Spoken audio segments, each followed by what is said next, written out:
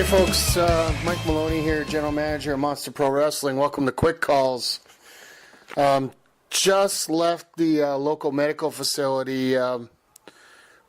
Unfortunately, we had to take Maniac in for getting checked out for a few things that happened during the card here tonight. Or this afternoon, my apologies. It was the Monster Pro Wrestling Summer Scorcher show from the Alberta Avenue Hall in downtown Edmonton. This show was originally scheduled to be an outdoor show, but thanks to on and off rain showers throughout Friday and Saturday, this venue got moved inside. But I'll tell you something, folks. That in my years of watching wrestling, I got a very strong feeling coming out of this show that this has been one of the most solid cards that we've had here in a while. Like, every match was really solid. A little bit of a confusing ending to the night. I'm still trying to rattle my brain around the whole thing here. Got new champions, and as of this recording, we've had another title change coming out of that title change, but I'll explain that coming up here. But let's get on to the matches. First of all, the Ripper Hardcore Championship finally gets defended in a Monster Pro Wrestling ring. If you guys saw the promos, Kato has not defended that championship since Retribution, and it was time. I wanted all the belts defended, and they hadn't had a chance to get that title hasn't had a chance to get defended since November. So I want all the titles defended on this show, and we had it. It was the champion Kato with the challenger Rugged Rich King, and my surprise entrant into this match, the Cheetah Bear Jude Dawkins. Now, back in March, I mentioned that I was going to make this right for Jude, and this is one of the steps I'm going to take, putting him into this match against the man that he absolutely detests, and Kato. This match here went over very well. You had the traditional 2-on-1 setup. I hate the sound of ambulances in the background. Sorry, folks. 2-on-1 advantage against Jude Dawkins, against Kato, and Rich King. I am really impressed on how Rich King showed up in this match. He looked like a definite, credible contender for that championship. But in the end, one thing that I found as a part of this match was Psycho Sawyer got a little bit too involved for my liking, but hey, it's the Ripper title. There's no count out, there's no disqualification. So there was a setup move where essentially Sawyer curled herself up into a ball and Kato powerbombed her onto both of the other competitors, sort of as in a wrecking ball kind of scenario. Very effective, I'll give him that, but I guess there's certain ways you got to try and keep your Ripper Championship, and that's one of them. But in the end, Jude Dawkins manages to get Rich King up in a airplane spin position, spins around and knocks Kato down and out of the ring, hits his newer version of the Abbey Road Crossing, and gets the 1-2-3 and becomes the brand new Ripper Hardcore Champion. I am very happy that Jude finally got his first title in MPW. Unfortunately, I had to pass on some bad news, which I'm going to give Dawkins credit. He took this very well. He has been dying for some extra competition, and now he's going to get it.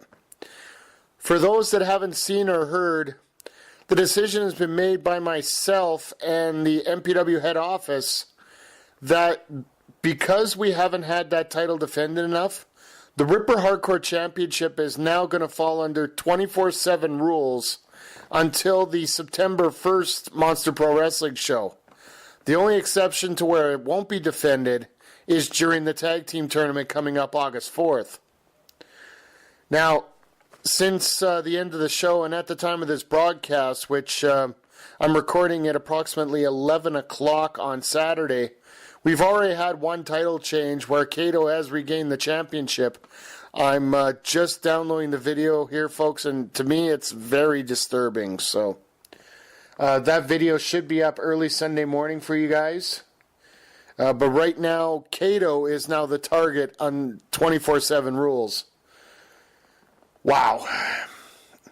But speaking of wow, let's move on to our next matchup here. A tag team contest between the newly formed team of Dean Richter and beautiful Blake Cannon.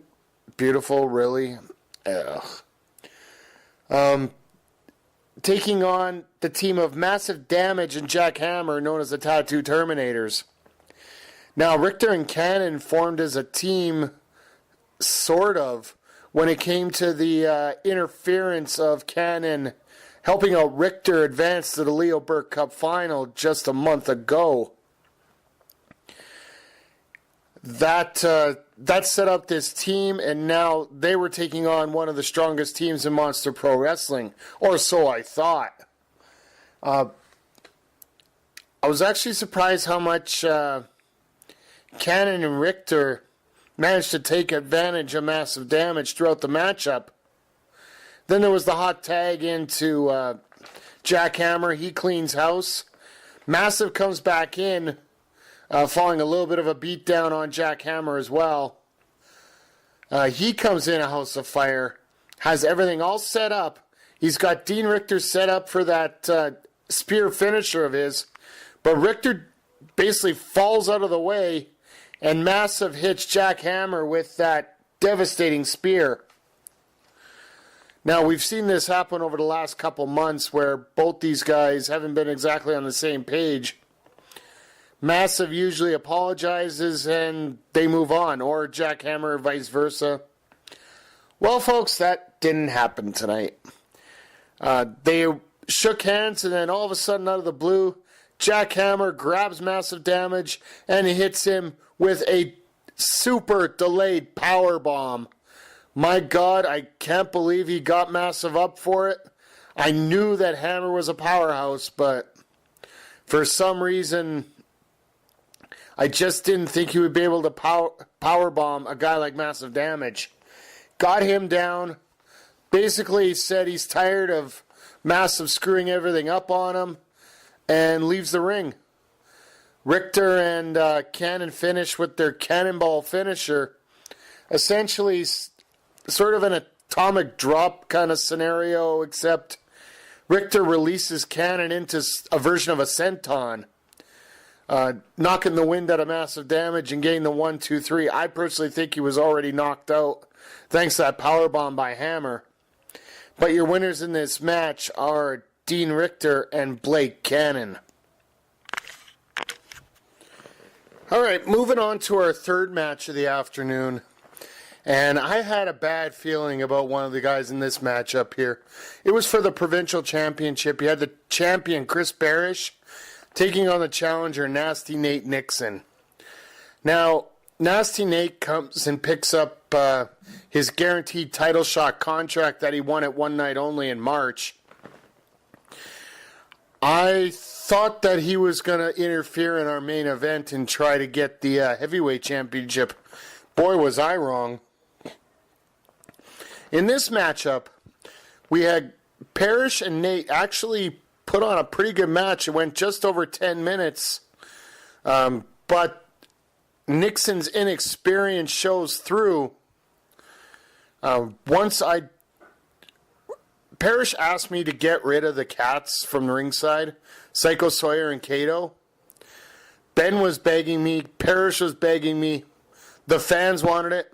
Hell, I like listening to the fans once in a while. So we did ban Cato and Psycho Sawyer from ringside. Nate held his own for quite a bit during this matchup, but in the end, he fell victim to the parachute and the frog splash in a very tough matchup, and Chris Parrish won. Immediately, as soon as the bell was rung for the end of the match, Cato and Psycho Sawyer come out and just beat the holy hell out of Chris Parrish in the corner. Nate grabs the title and just blasts Parrish with it, and then hands me the title contract that he had tucked in some very unpleasant areas and shoved it right in my face. I swear, if he tries that on me again, I'm going to have to find somebody bigger to smack him. But unfortunately, my hands are tied. Referee Ben's hands were tied. We had to give him his guaranteed title shot right there and then. He hits his double arm DDT fallout style, gets the 1, 2, 3, and your new provincial champion is Nasty Nate Nixon. I gotta admit it, the kid is smart for doing it this way, but at the same time, I wish he would find some way to be a little more honorable than what he is, but I guess that's the reason you call him Nasty. But going on from there, we had our tag team, it was supposed to be our tag team championship match. Ended up being a tag team triple threat match. This was originally scheduled to be a triple threat match involving the champions. But Steve Rivers, the All-American, informed me that he was taking an extended 4th of July vacation and therefore would not be attending the show and would not be defending the titles. Now, we do have a loose 90-day rule that is enforced in MPW, so I wasn't going to strip them the titles because, well, let's face it, they have defended their titles. Not exactly the 2-on-1 situation I had here, but they had defended them, so I can't really back down on it. However, the one thing I can do, for our tag tournament, the Renegade Memorial Tag Team Tournament coming up August 4th, normally the champions would get a bye all the way to the final. Last year, the champions tag struggle decided that they would ask if they could use the Freebird rules, so they ended up waiving the advantage of going straight to the final. Now, this year, because we had Bradley Graham, the Big Sexy Beast, and the All-American Steve Rivers not show up to defend their titles, the Sexy American Superstars are going to have to contend in the tournament just like everybody else. But this featured 3 teams that are going to be involved in the tag team tournament. First of all, we had the Supreme Squad of T.Y. Jackson and Big Ben, a team that I find has been getting better all the time. They were taking on the team of the Catalyst. I was almost going to call the other R word, which I know I'll get a lot of heat for from him. The Redeemer Rick Jules, as well as Privileged James Crowder. And then once they were in the ring, we introduced the third team that I managed to find in the last couple days here.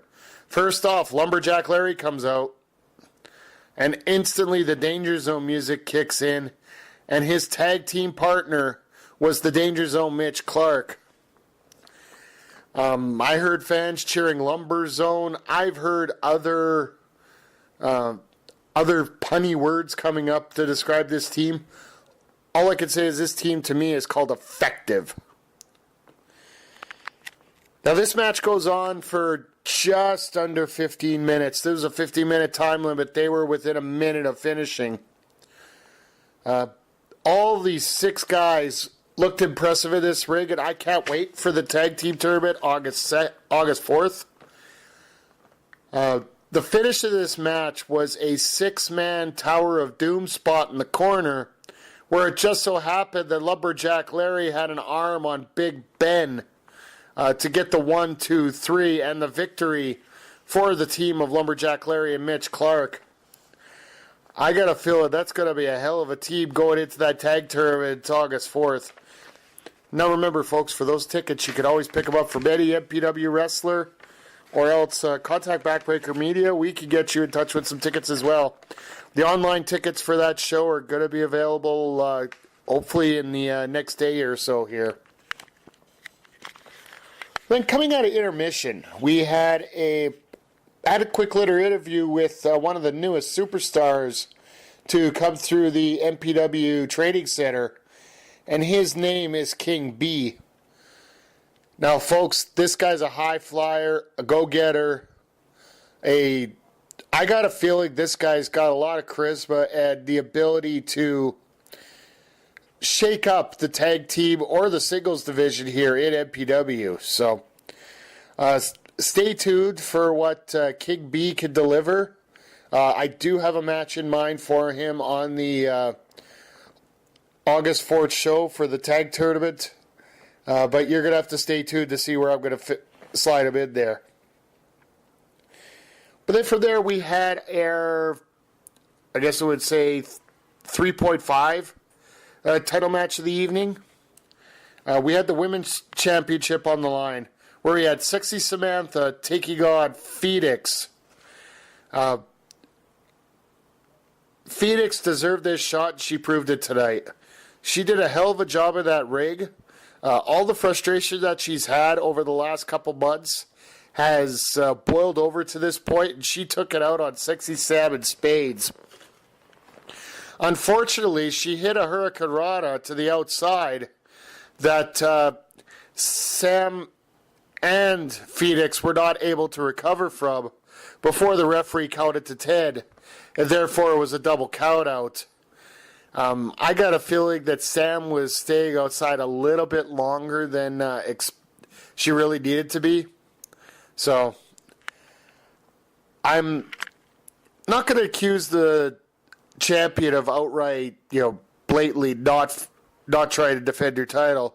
But at the same time, it does look a little suspicious. So, a double count out, your champion still, Sexy Sam. So now let's go on to our main event, folks. And folks, this grudge match I knew would be violent between these two. But the headline, Sean Martins and Maniac, I never thought it would end like this. Right off the bat, and for those that don't know, I am the temporary ring announcer for Monster Pro Wrestling at this time. For anybody that's asking, I'm looking for the proper one. I'm not just going to snap up the first one that I see and pray for the best. I want things done right, and I'm very thorough whenever I make a decision. So I hope that's been evident now. But either way, I'm in the ring as a ring announcer, and I see that look in Maniac's face. Yeah, it's called get the hell out of Dodge in a hurry, and I did so. This match started off hot. Both these guys going at it tooth and nail, hitting big bombs on each other. And then all of a sudden, the referee gets caught in a splash where Maniac's coming into the corner. The headline pulls the referee in the way. He gets sandwiched and destroyed. And here come Blake Cannon and Dean Richter, who, for what I've been told now, they're being called collectively Extinction without an E. As far as I'm concerned, they should be without a W, but that's beside the point here. They went and beat down the hell out of Maniac there. Then all of a sudden, out of the blue, you had Jack Hammer come out, but he's in different gear and a mask. Comes into the ring and just power bombs the crap out of Maniac. 2 vicious power bombs. And Chris Parrish, for as bad a shape he is in, he's doing everything to get involved, and you got Extinction holding him back, especially with Dean Richter and Wrath. Blake Cannon puts on a referee. Well, Blake Cannon acts as a referee. He is a former referee in MPW. Martins goes over for the cover, 1, 2, 3. I'm not acknowledging that as a count.